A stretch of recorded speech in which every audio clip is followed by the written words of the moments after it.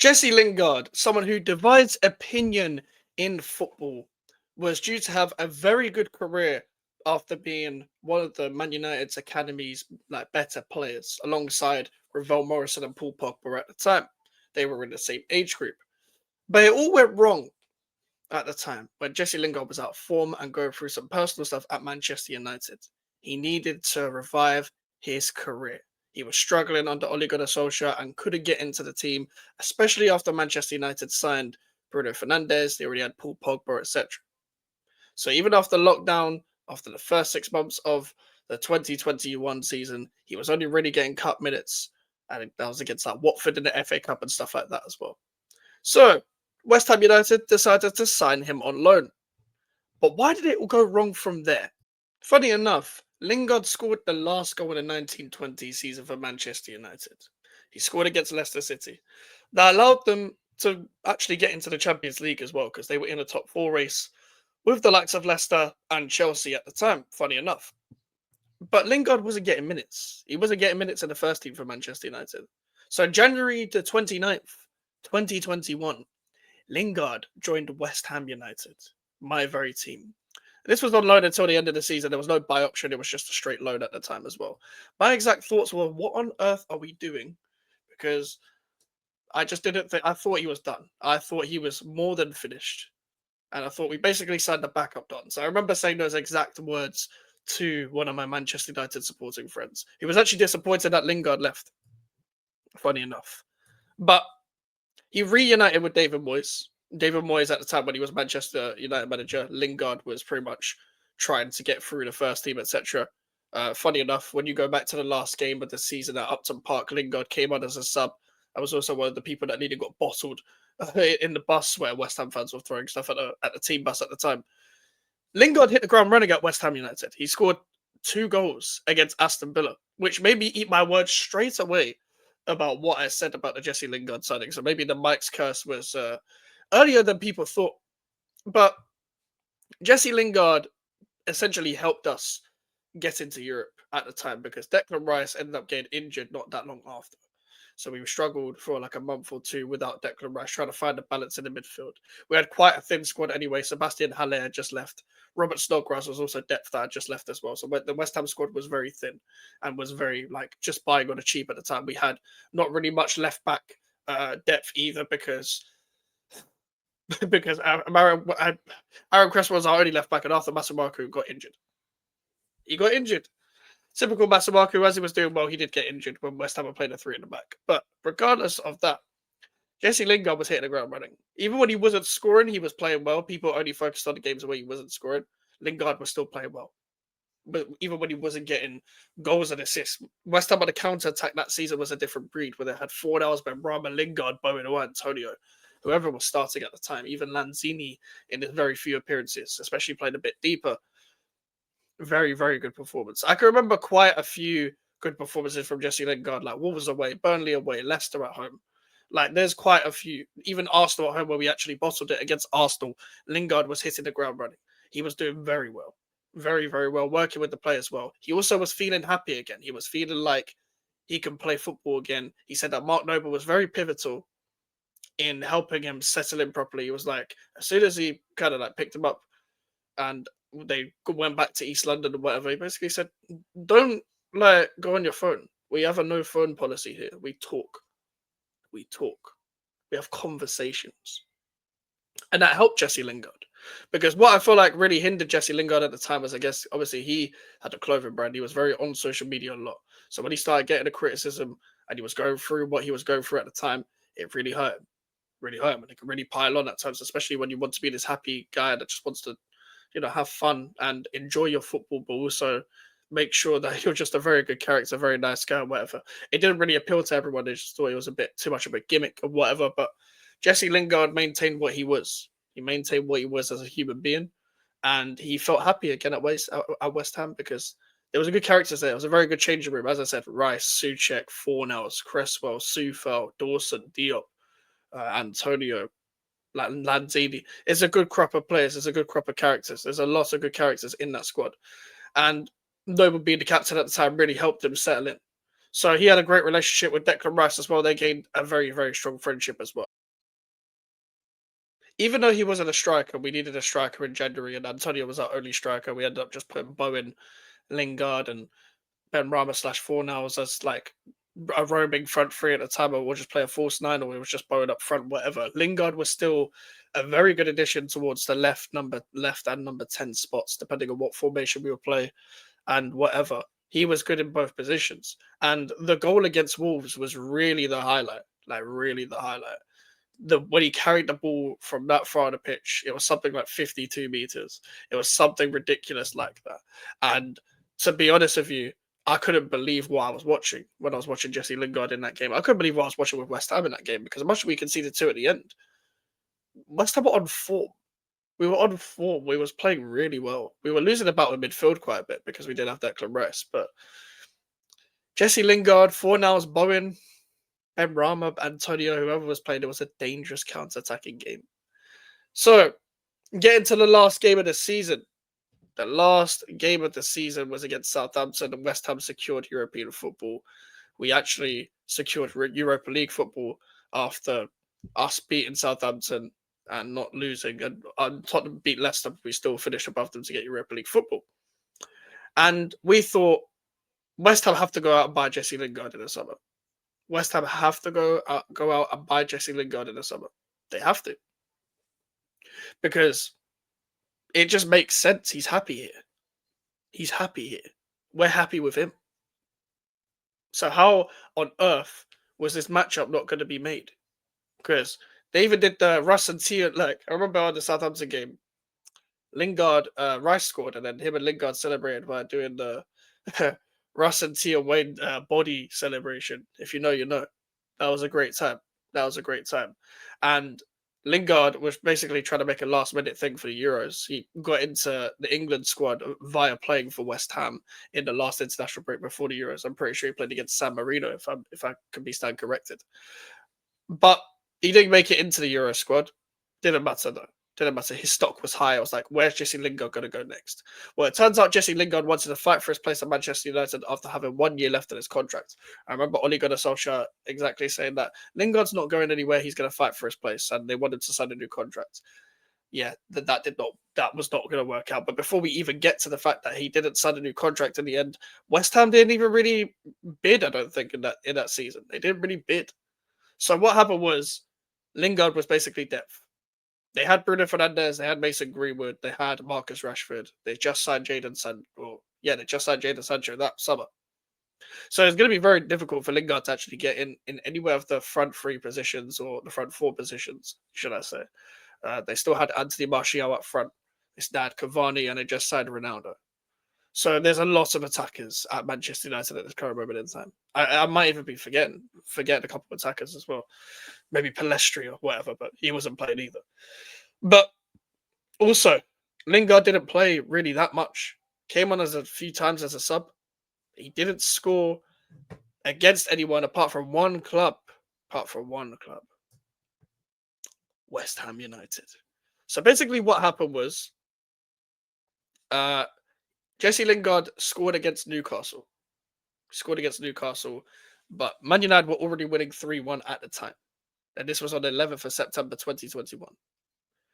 Then West Ham United were about to come up against Manchester United at home. Jesse Lingard's back. Jesse Lingard was getting clapped onto the pitch. And it's 1-1. It's 1-1. West Ham and Man United. Ronaldo scored a poaching effort. I'm pretty sure Bowen scored the first one. It might have been an own goal. But right in the 89th minute, it falls to Jesse Lingard. And he hits it top corner. He doesn't celebrate. But he's basically won it for Manchester United as Mark Noble came on to miss a penalty. One of the most heartbreaking league games ever because West Ham were actually a good team. It was so aggravating to be there to watch because Noble's the penalty guy, but bringing him on to just score a penalty was ridiculous. That was a terrible decision from David Moyes at the time. But also having Lingard score against the club that he actually performed really well at, it was typical, but every West Ham fan could have predicted it because this happens to West Ham United quite a lot. So to conclude, West Ham did not sign Jesse Lingard in the 21-22 season. They instead signed Nikola Vlasic as the replacement in that sort of depth. West Ham still didn't sign a striker, and Nikola Vlasic did not play for West Ham that much because David Moyes did not want him. And it was the same goes for Alex Kraut in a centre mid position. Then Lingard doesn't really play for the rest of the season. He doesn't really play for the rest of the season, but we get to January and Newcastle and West Ham are both trying to bid for Jesse Lingard. Now, Man United would have rathered Lingard go to Newcastle, and Lingard just wanted to leave for playing time, just like he did in the previous year. He would have wanted to move to Newcastle or West Ham United. Man United did not want to sanction another loan or any permanent deal for Jesse Lingard as we were directly competing. So West Ham didn't sign a single player in that campaign, and that actually ruined the Europa League campaign. But that's a story for another day. Whereas Jesse Lingard was just frustrated because it's just like, when am I going to play football? Ole Gunnar Solskjaer's been sacked at this point, so it's Ralf Rangnick in charge. Ralf Rangnick is in charge of Manchester United, and even he's not really played Lingard like that. He's not really played Lingard like that after the odd cameo appearance. Lingard has nothing to give for Manchester United, but as mentioned earlier in this video, Lingard's on 1 year left. Jesse Lingard is on 1 year left of his contract. So, he's going to leave in the summer for free. And we end the season, Manchester United finish 6th, I'm pretty sure. And West Ham United finish 7th to go into the Conference League. Actually, that is right, because Manchester United and West Ham United were actually both competing for that spot on the last day of the season. It turns out that both of them actually lost, West Ham losing to Brighton and Man United losing to Crystal Palace. Now, if West Ham United had won against Brighton, we would have been in the Europa League again. But in hindsight, was a good thing because we all know what happened in the next season. But yes, on the 1st of June 2022, Manchester United announced that Lingard would leave the club following the expiration of his contract. So you like to think, after a year and a half of Lingard ending his loan, or after an exact year of Lingard ending his loan, you would like to think that Jesse Lingard would have the right mind to push for a move to West Ham United. This is where everything goes wrong. So Lingard's agent talks too much on social media, and he was basically like going at West Ham quite a bit. And especially going at West Ham fans, letting the online world get to him. Well, Nottingham Forest came in. This is where Nottingham Forest came in. It's pretty much set, by the way, that he was going to move to West Ham United. It was pretty much set. And then Forest comes swooping in. They fly him out to London for whatever reason. I don't know why you're going to London to meet someone to move them to Forest, but it is what it is. Because they made the extra effort in quotations from Lingard, as he said on a podcast that I can't remember the name of. I think it's this Diary of a CEO podcast. He said that Forest made more of an effort to sign him in terms of they flew him out and stuff like that as well. But we all know why Lingard went. Forest offered more money. Nottingham Forest offered more money. So after all of that time, where we're about to start the 22-23 season, West Ham don't get Jesse Lingard. Cool. At the same time, West Ham had a very good transfer window on paper where they got Lucas Paquetá, they got Gianluca Scamacca, etc. But an addition of Jesse Lingard on a free would have done quite a bit of we would have had a lot more help. I don't think we would have been as bad that season if we had Lingard. But this is the problem with Lingard's decision making as a player now, because he's now ruined his career now by going to Nottingham Forest, because this is what Nottingham Forest do. They're very active in trying to figure out what the problems are at their club.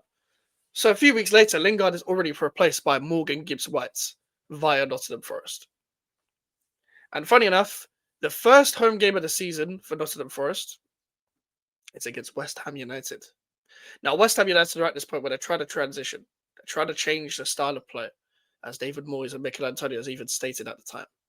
They both stated that West Ham were trying to change the style of play because they were trying to play through teams as they thought, well, we finished in Europe now. And we need to start playing through teams. We need to start being more unpredictable. But the problem is that was all came down to changing a formula that was working, because we actually tried to change the style of football the previous season.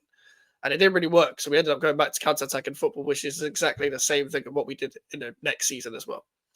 Now, in this Nottingham Forest game, this is Forest's first Premier League game at home in a very long time. I don't know the exact year, but Lingard starts, and Nottingham Forest won 1-0. So Lingard has got another one over West Ham United again. West Ham United fans have essentially turned on Jesse Lingard, bringing in fake money to throw at him and stuff like that as well. Um, and the relationship between Jesse Lingard and West Ham has completely fallen apart at this point. Completely fallen apart. Gone from a cult hero for that loan spell, the best loan spell I've probably ever seen at West Ham, and so then it completely falling apart because he went for the money. Simple as that. He went for the money. Now here's the problem. Here's the problem as well. As I mentioned, Lingard got replaced essentially instantly, and Forest fans were not happy with Jesse Lingard after that, with his performances and stuff like that as well. He basically ruined his career by going to Nottingham Forest. It was all his fault. It was all his fault in the end. It's bad career decision making. To even bring out some damning stats, Lingard was actually the highest paid player for Nottingham Forest in that season, after signing only a 1-year contract. He neither scored or assisted a goal in his 17 league appearances, made 2 assists and scored twice to help the team reach the semi-finals of the EFL Cup. Pretty sure part of that was against Tottenham. Lingard and 5 other senior players were released when their contracts expired at the end of the season. Now, even after the win against West Ham United, Lingard even posted a video of him moonwalking in a West Ham United tracksuit on his TikTok straight after Forest beat West Ham. To add a little bit of shithousery to the factor. So the relationship has completely fallen apart. Completely. But this is where another twist in the tale comes about. What if I told you that this wasn't the only time that Jesse Lingard could have signed for West Ham United? Oh no, my friends. After West Ham United won the Conference League and Nottingham Forest just about survived relegation, so did we. West Ham United, we won the Conference League. That's cool. We signed Mohamed Kudus, Konstantinos Mavropanos, James Ward-Prowse, and Edson Alvarez. But Jesse Lingard at this point is obviously a free agent. We're linked back to Jesse Lingard. But we didn't sign him in the transfer window. We didn't sign him in the summer at all. But what the club wanted to do was take him on trial. So Lingard was training at West Ham for a few weeks. He was even posting himself in a West Ham tracksuit again. So he's back with the players. No Declan Rice this time, but he's back with some of his old friends like Cresswell, like Mikel Antonio, etc., like Pablo Fornals. But again, West Ham United didn't sign him because he wasn't up to sharpness anymore. Because he didn't play any games really for Nottingham Forest. They had Gibbs White now. They had other players they could rely on in the number 10 position as well. Because Forest sign players quick. They figure out their problems quick. If they had Jesse Lingard as the main 10 at that time, maybe they still would have stayed up. I don't know. Because Lingard would have been playing on the counter with Brennan Johnson or whatever. Even though Cooper wants to play a bit more possession-based football because that's what he was known for originally. But he would have suited that formation, but they signed Gibbs White. So it didn't matter. It didn't matter. But now, Lingard has obviously been rejected by West Ham at this point. And then, in 7th of February 2024, he signed for FC Seoul, a South Korean club. I'm sorry if I mispronounced that. It was on a 2-year deal. So I'm pretty sure his contract is expiring very soon. The signing of Lingard by Seoul was described by a South Korean football journalist as the biggest signing in K-League's history. After a 2-0 victory against Jeju United on 16th of March, Lingard was publicly criticised by FCO's head coach Kim Ji-dong, citing a lack of effort and physicality. Lingard appeared for 105 minutes during FCO's first 6 games before undergoing knee surgery. Lingard scored his first goal for the club in a 2-0 home win on the 26th of June, kicking the ball into the corner from the penalty spot. And his first goal in the Korean League was a penalty.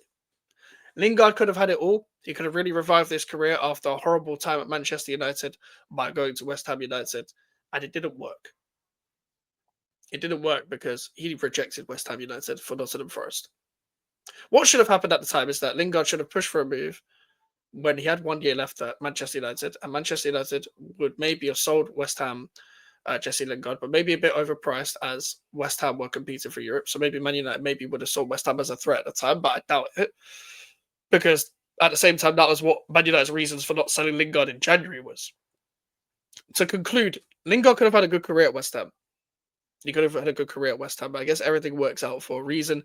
Everything happens for a reason. He might still be here now. It might have not have been as good as the loan spell, but it should have been exactly like how Joe Willock moved to Newcastle after he was on a similar run of form when he signed for them in January. Now, cool, Willock's situation's a bit different. He's contributed, but at the same time,